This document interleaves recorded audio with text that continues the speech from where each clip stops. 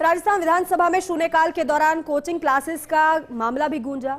विपक्ष ने कोटा के कोचिंग क्लासेस को लेकर कई तरह के आरोप लगाए हैं, तो वहीं सत्ता पक्ष के विधायकों ने भी प्रदेश सहित देश भर के कोचिंग क्लासेस की हठधर्मिता को लेकर भारी विरोध जताया है।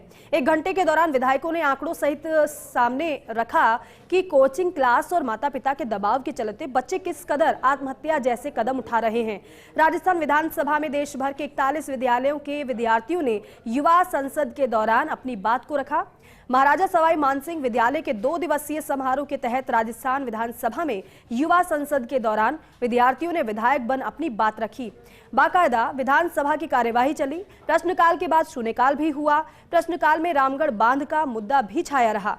विधायक ने सवाल ये उठाया कि जयपुर की लाइफलाइन के बहाव क्षेत्र में लगातार अतिक्रमण होते रहे और बांध में पानी की आवक बंद हो गई। मंत्री ने जवाब दिया कि वर्तमान स्थिति का मौका नक्शा तैयार करवाकर हाईकोर्ट को सौंपा जाएगा और उसके बाद बांध के बहाव क्षेत्र के अतिक्रमण हटाए जाएंगे।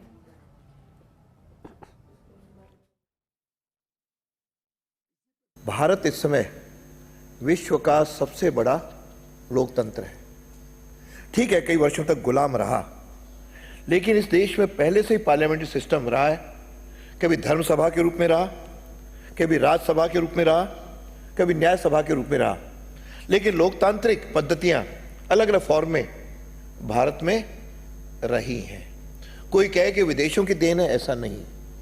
यहाँ के स्वभाव में है लोकतंत्र, और उसमें अपनी विविधता में एकता का जो स्वरूप रहा है, उसी के कारण ही आज भारत के जन की जो आस्था है वह लोकतंत्र में। और ये पद्धति आज़ाद होने के बाद जो हमने की, तो आज सफलतम यदि कहें कि विश्व की जितनी पार्लियामेंट हैं, जितने कंट्रीज हैं, सबसे इस समय सफल और अच्छी लोकतांत्रिक पद्धति भारत में है। मेरी स्पीच जब थी बजट के ऊपर, उसमें मैंने कहा था कि आज जो सुसाइड जो है वो कोटा तो एक हब बनी गए, लेकिन सभी जगह बच्चों पे इतना ज़्यादा प्रेशर है कि आज बच्चे 99 से भी ऊपर 100 तक के नंबर लेके आ रहे हैं। उसके बावजूद भी बच्चों पे किस प्रकार का जो प्रेशर है ना, वो प्रेशर नहीं होना चाहिए। बच्चों को खुले में छोड़ देना चाहिए। उनको क्या, किस और अभिभावकों को सिर्फ एक डायरेक्शन देने की ज़रूरत है, बच्चों का ध्यान रखने की ज़रूरत है। ये नहीं है कि बच्चों पर इतना प्रेशर बना दें कि बच्चे सुसाइड ही करने लग जाएँ। युवाओं को लोकतंत्र की गंभीरता और उसके उपयोग और किस प्रकार से लोकतांत्रिक चीज़ों का उनको जीवन में वो पालना कर सकें। आज विधानसभा में माननीय हमारे अध्यक्ष महोदय ने ये प्रयास किया कि पूरे देश भर के चयनित विद्यालयों से और जयपुर के सवाई मानसिंह विद्यालय से, यहाँ जो कि के आयोजक थे। Is the government planning to make special arrangements for English and computer education in government higher secondary schools in rural areas? If yes, what is the plan of action? If not, why not?